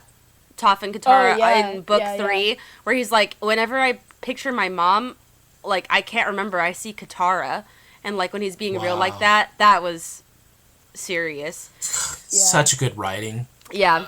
Such good writing for this show, man. The other one I was thinking of, dang it, where'd it go? I just had it. I'm looking at the episodes and now I lost it again. Never mind, just forget it. I mean, another good, like, dramatic thing, too, would be Katara not taking revenge out That was on- it. Yes. Yeah, Oh, that's... man. I mean, she has the opportunity to... I mean, this guy is at her knees. Yes, the and she Southern has Raiders episode. Yeah, every right to go and just cut this guy down. But the conflict is that she's like, I don't want to lose that part. Once I go down this road, there's no going back. Yeah. Yeah. So... And then Zuko's there and everything. So, I mean, that's an excellent dramatic Oh, man. episode. Okay, so Another- we've got... Oh, wait. One go. more. Okay.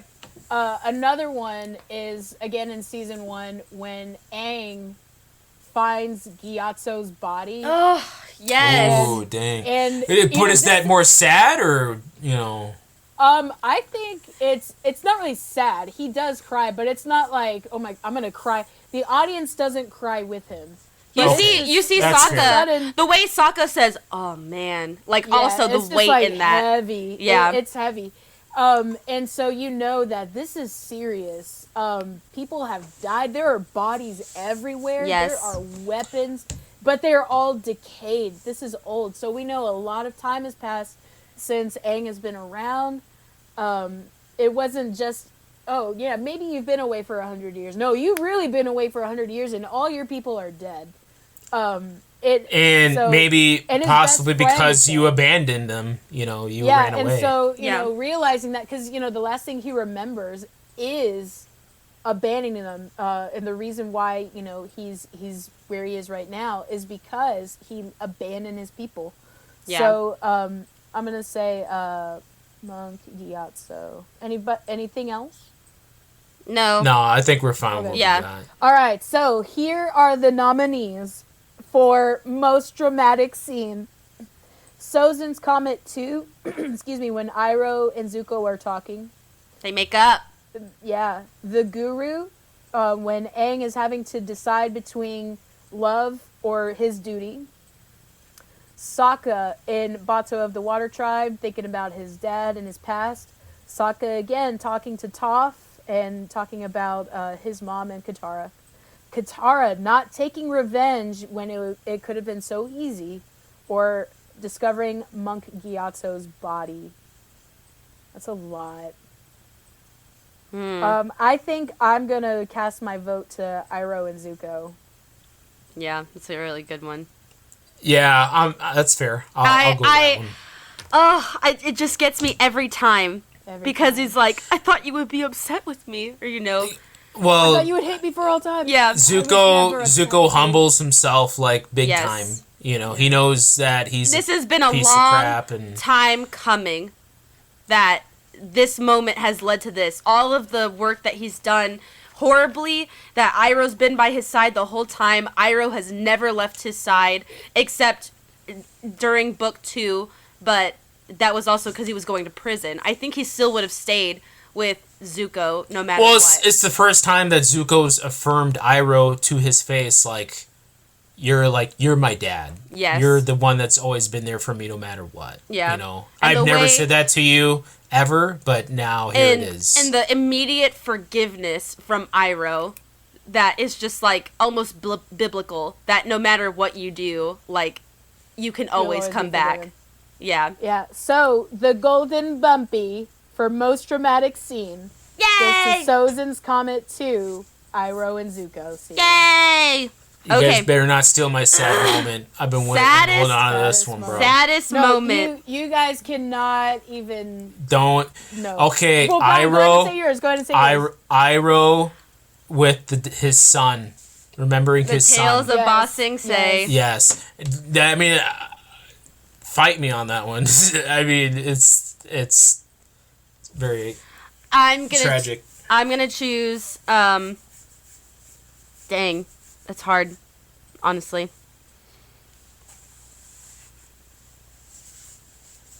I'll say mine then. Go for it. When just thinking about it, oh my gosh. This goes back to Appa's Lost Days when he's in the circus. Mm-hmm. And there's a little boy laughing in the audience, and he was kind to him before. And he laughs like Aang. Frick. Yeah, and he's like, go, now. Now's your chance. And Appa leaves, and he's crying. Appa has straight up freaking tears in his eyeballs. He is devastated and lost and scared and just unhealthy. And it's so bad. Oh, it's so bad. I can't even talk about it without getting a little teary. So freaking Appa, I can't even write it. Ileana, what is your saddest moment?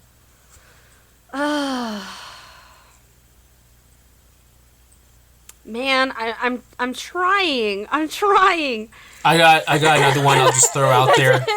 I don't see glowing. Yeah, I'm trying. I got another one I'll throw out there. That is also a sad moment. I'll go with the Iroh one is mine, but I'll definitely go with I have mine. Okay, go ahead. You go ahead. The saddest moment when and it's too relatable and it breaks my heart when in the headband. No, the awakening when Katara is mad at her father. Yeah. And he's like, you're talking about me, aren't you? And Katara finally opens up of what she's been through without a father and a mother over all these years, being raised by Gran, and she is crying to her dad. I'm like, stop! I am a military child. I understand that pain of not having your dad. So you have it beat? I got that beat. What is yours? Okay. To me, this is an even sadder thing because it's almost like that where it's like the loss of a family, but it's the loss of a family in such a evil way, completely selfish. Azula? No, this is when Zuko's mom sacrifices herself for Zuko. Yeah. That is, and then the family, literally, it's, and then when Zuko is calling for his mother, and she's not there, and he finds his dad out there all alone, I can't imagine a more sense of loss and loneliness than you could ever feel. Yeah. It's... I think the sadder episode of that is when Azula is at her breaking point and she just cut her hair. You took my other one. Yeah. Yes. When she has everybody she knows. Sad. It is sad. It is because everybody she's ever known has betrayed her. Forget even betraying her. Everybody the way that she was brought up was she had to be the best. And if she wasn't the best, then it wasn't worth living. Basically, anybody that crossed her that wasn't living to what they were expected to do, they weren't expected to live. So when she had this close, what she thought was close knit friends, I guess you wouldn't even call them friends. Allies. Yeah, allies. The one thing that she can confide in and be a little bit more relaxed and silly around, when all of a sudden they were gone, the mom is gone. There's almost nothing left to do except just fight. That's all that she's got. Now she's just, the only thing that she can do is just look at herself in the mirror and just find her demons coming out. And instead of a demon, it's her mom. Yep.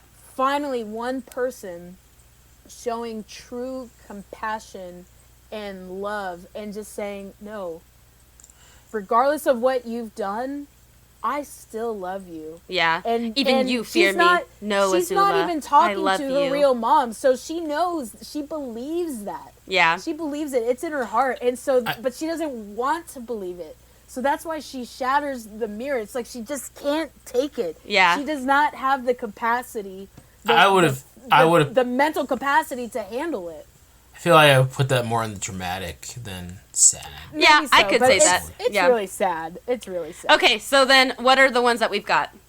Iroh. Oh, okay. Oh. Right, We have to give Iroh his due. Happy birthday, my we son. have Iroh and Luten. Appa at the circus. Frick, man. I can't even do that. Katara mad at her dad. Zuko's mom's sacrifice. And Azula's breakdown. I'll go with Iroh. Iroh. I'll give it to Iroh and the sun. That was really Because sad. also, the other thing you gotta think about Iroh, there's more to it than that. That's also when we remember Mako, Yes. too. Yeah. And everything that he gave for the show and the way His amazing created, voice. Yeah, the way he created Iroh, just that whole character. So Yeah. it's also in remembrance of Mako. So that's why I'm all no, that's about good. So, the golden bumpy for saddest scene goes to Iroh and Luten. Wow. Leaves from the vine. Stop. Oh, Everyone's God. crying now. Like Okay. Quit it! We gotta get there. He's like, I couldn't save you, my son. Oh, Stop. Little soldier boy. Stop. Okay. All right, Best all right. art. This is our last category. Best arc. character arc. Who had the best growth from beginning to end Dun, of dun, the dun. entire season? Dun or dun dun dun dun series? dun dun dun dun. Ba-na, dun dun. Ba-na, na, You na, know, na, na. I'm gonna go with Momo. Don't be dumb. Don't be dumb. Okay, that's not my pick, but think about it. It's not my pick, but think about it. Momo started out. He started out, just chilling. He was chilling abducted. in an abandoned. Yeah, he was in an abandoned ruins of the Southern Air Temple, just hanging out. I'm sure he had a. Sokka family. was gonna eat him. He had to have. Wait a family. minute. He was Where's born Momo's there. mom and dad? Yeah, That's exactly. what I'm saying. That's what Yeah. I'm saying. He left his friends and his family to help the Avatar. Let's talk about Momo for a second. He left his friends and family and became an asset to the Avatar. He was there at the last battle when the Avatar saved the world. He was there when Aang was having his mental breakdown. You are one plum away from a something pudding Yeah. or something cake. A fruit pie. A fruit pie. That's it. A plum away from a fruit pie. But that's not my pick, obviously. But hats off to Momo. Shout out to Momo. Momo, Momo, Momo. Appa, Appa, Appa. Chakra. Okay, I'm gonna obviously choose Zuko. Obviously. Yes. Just the best arc. I don't think you can argue much No. more other than Aang. No, I disagree. Mm. I mean, it's a great arc, but I feel like there's another character that has a complete arc.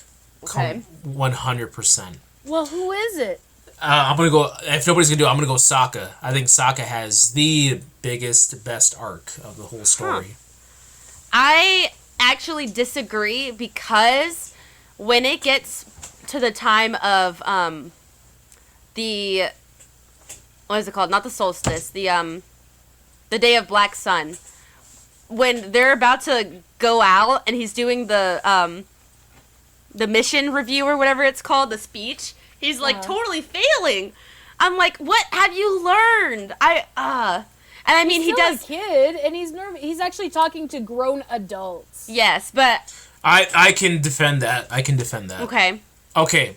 So wait, but Katie, what's your? You gotta what's give yours yours? though. Best arc. Before we defend our So Brian's got each one. Sokka. I've got Zuko. I feel like there's very few other ones though. I think Aang would be the next other one. No, well, yeah. I mean, it just Aang depends started on. as a silly little kid, and he saved the world. But he's still a silly little kid at the end. No, I think he matures at the end. It's just you gotta think of like the main characters. Katara was always strong, always, since the beginning. Even when she's, with the Earthbenders on the boat, she's saying, this is your chance, take it! That whole thing. That's at the very beginning. She's always been strong. Her arc was, but in order to be a leader, like she wasn't as outspoken, but then she slowly became more and more. And she started out as naive.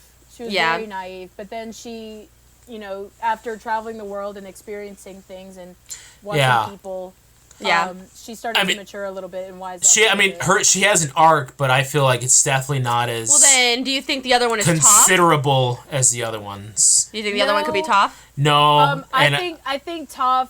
She has some growth, but she remains arrogant and that carries on into Korra. And prideful. There is growth and a little bit of humility in there, but I think she is who she is. So then, who's your character? I think with this rewatch, dang, I'm a little biased. Azula? Right now, no, I think with this rewatch with where I'm at right now, I'll say this. My answer today could be different tomorrow. Okay. Well, here we go. I think this is what we do then. You have... Because I'm going to defend Sokka really well. Ileana's going to defend Zuko. You have to decide after we debate this. It is one of those two. Okay. It's one of those two. Okay, then let's go ahead. Brian, you start.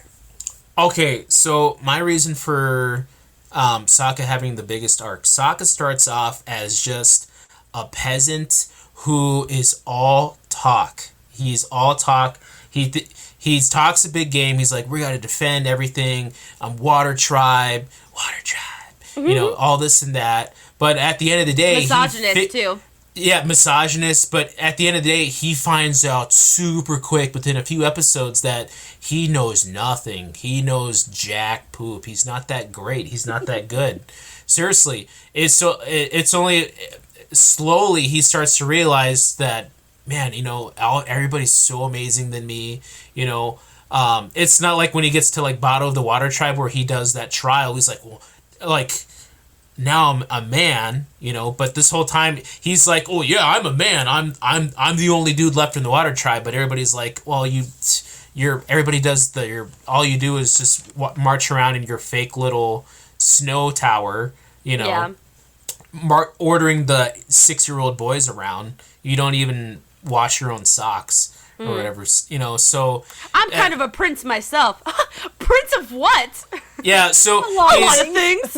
He's all talk, and then so through each season, especially in season 3, where he has such considerable growth, you realize that, listen, I may not be the strongest, I may not have the best martial arts skills or anything, but what I do have is a good brain, and I'm going to use that. I'm going to use my cleverness and wit to the best of my ability, and you see that.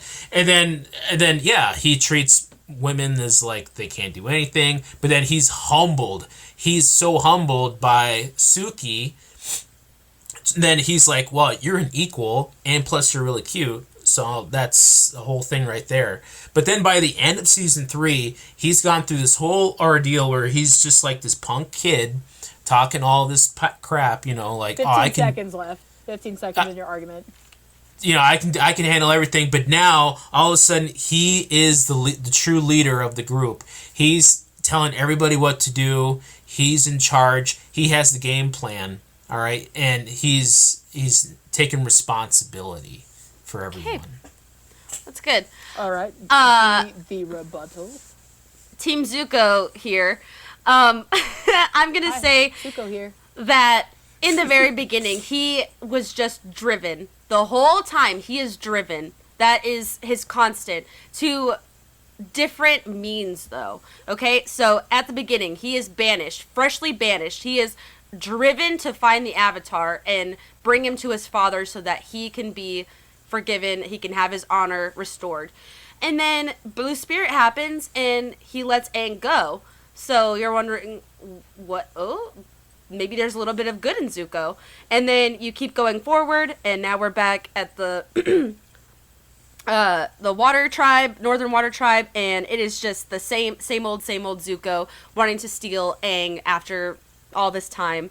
And then you get to book 2, and now Azula is in the picture. Now it's not just Aang. Now it's Azula as well. And Iroh and him are, they're, fugitives, so they're running on the run. But it's still this drive to find the Avatar. Then they get into the Earth Kingdom, and now it's like he's going through this metamorphosis. He is not as hung up on catching the Avatar. He is finally, after Zuko alone and all that stuff happens, he's now in the Earth Kingdom. He is going to try to turn a new leaf. He is in the tea shop with Iroh. Everything is going well. And then there's just the crossroads of destiny. And you see the struggle. You see the internal fight that he is doing. And he makes the wrong choice. So now we've got a twist again on the arc. He was doing good and now he's doing bad. And then book 3 opens up and he's on the bad side. He abandoned his uncle, someone he loved and cherished and cared for, and now he just banished him or ignored him, whatever, and is now with the bad guys with his sister. And so, the beach episode happens, and he is fighting against his self again, and then he gets to watch. He reads the scrolls, finds out that Sozin and Roku are family or something like that. Yeah, they're both his grandpas. Yeah, so it's like, crap. Then he decides, I'm gonna go fight for Team Avatar, and then he reunites with his uncle, and now he's fighting alongside. He becomes the Fire Lord, with someone that he never thought he could ever become. It's just, it's such a good arc, starting as this banished prince, then becoming the Fire Lord in the end. Is just a wonderful tale. Those are both very good arguments. And like I said, if you were to ask me again tomorrow, I may sway the other direction. But I think with putting in more thought into both of these characters with this new watch through that I'm doing, right now, I think I am just on Team Sokka. No way! Yes, I'm on Team Sokka. I'm shocked. Here's why. Brian hit it on the nail, but I'll elaborate a little bit more. He went from just being a regular dude, like just a dude playing with his knife, to an inventive genius. He went through this whole transformation where he didn't know anything, but because he was resourceful and inventive and accepting of other cultures and ideas and science, and he was the only one that was really thinking outside the box. Everybody was looking at this, but he decided to look for a Sokka's solution. instincts. Yeah, and he decided, and he was chastised for it. And he got a lot of flack in the beginning because, you know, at times he did bring a lot of hardship on himself. But he was still the only one that was thinking outside the box and trying to come up with solutions for things. And I think that is a quality trait of a leader, where things may not be going your way, but you don't give up. You just continue, and you continue to pick yourself up, pick up your team. Sometimes you may need to be picked up, like in the desert. But you don't let that slow you down. You just keep on going. And I think that is a wonderful thing about Sokka. And he made himself a name for himself. The thing about Sokka is that, Zuko, is that he was known. He was known as the Banished Prince. He was famous, infamous, really. But I can agree with you guys on Sokka because he was the only non-bender in the group. Yeah. So he had to make up for a lot of shortcomings. Yeah, and he mastered a lot of non-bending skills. Yes. When every element. When he was trying to learn like earth-bending fight styles from Suki, he learned how to sword fight. Yep. He took science and made the hot air balloons. Yep. And for water. With water he used water tribe tools. So I mean, he was militaristic, and this is just lest we forget, this is a 14 or 15-year-old child with no bending abilities, trying to keep up with all these incredible benders. Right. So I'm gonna give it to Sokka. So yay! The character for the best arc, the Golden Bumpy, the winner of the Golden Bumpy goes to Sokka Water Tribe. Yay! Sokka Water Tribe. Plus, he was the only guy to have a 2-episode arc focused just on him. Yay! Yay! Boiling Rock, Part 1 and 2. It's all about his story. Yeah. Yay! Go Sokka! So a quick reminder of our winners of our first annual Golden Bumpy for Avatar. Episode. Just the Last Airbender. The Last Airbender. For Avatar Last Airbender. Ew. Best episode goes to Siege of the North Part 2. You mean best story? Yeah, best story. That's what we wrote. No, best episode. I wrote best story, but it's best episode. What, you want to change your vote now? No, I think best story is better. Okay, best story. Best action sequence goes to The Blind Bandit. Okay. The funniest moment goes to Friendly Mushroom of the Desert. The most dramatic scene goes to Iroh and Zuko's talk, their reconciliation. Yes. In Sozin's Comet, Part 2. The saddest moment goes to Iroh and Lu Ten in Tales of Ba Sing Se. Mm-hmm. And the character with the best story arc goes to Mr. Sokka Water Tribe. Nice. Wait, how come we didn't do best romantic episode? Ah, freak, I didn't think about it. We also didn't do best side animal character. Well, I guess we'll have to wait until next year. Next time. Next year, 2024. The Golden Bumpies. Oh yeah. All right. Thank you guys so much for listening to this week's episode. We're so glad to be back. We missed you guys all so much. We hope that you guys missed us back. Please keep listening to our episodes. Keep hitting that subscribe button. Become a sibling today. We've got Brian in this corner. The Bumpies for the Stumpies. We've got KT in this corner. Too late. All right, move on. Sokka, there's an elbow leech. You have an elbow leech. Where? Where do you think? Why do things keep attaching to me? And I'm Ileana, your host, signing off on yet another episode of Bump That. Thank you guys so much for listening, and we will see you in next week's episode. Bye-bye. Bye.